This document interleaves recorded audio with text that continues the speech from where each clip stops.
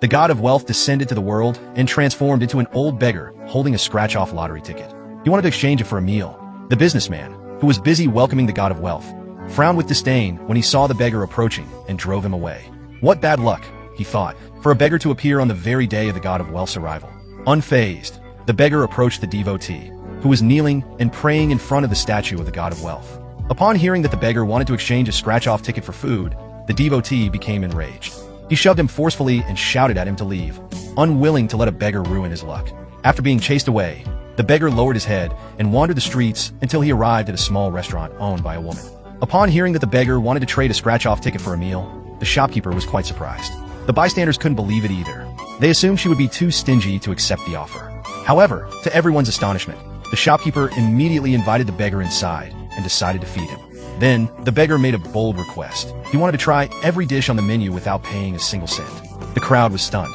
But what shocked them even more was that the beggar walked up to the cash register and told the shopkeeper that the scratch-off ticket could win a grand prize. The supposedly stingy shopkeeper, without hesitation, believed him and accepted the offer. Shortly after, to her surprise, she won $1 million. It turned out that the beggar was actually the embodiment of the god of wealth. Seeing the shopkeeper's kindness, he handed her the winning ticket. Meanwhile, the restaurant owner who had previously chased the beggar away was filled with regret. He had been the one to dismiss the beggar earlier, believing he was only causing trouble. Now, not only had he lost an incredible opportunity, but he had also offended the god of wealth. However, seeing the restaurant owner's remorse, the god of wealth did not punish him severely and quickly left the restaurant. Just as he was about to leave the world, he noticed that the goddess of mercy had also descended to earth to bring blessings. The two decided to once again test the character of the shopkeeper.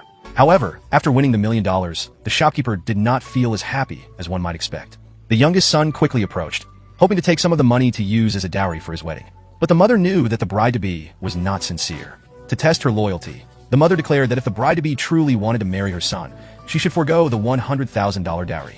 Upon hearing this, the cunning woman immediately became agitated and began threatening the youngest son with the baby in her womb. She said that if he did not agree, she would lose the baby. As they argued, the goddess of mercy, in the form of the child who brings fortune, entered the restaurant.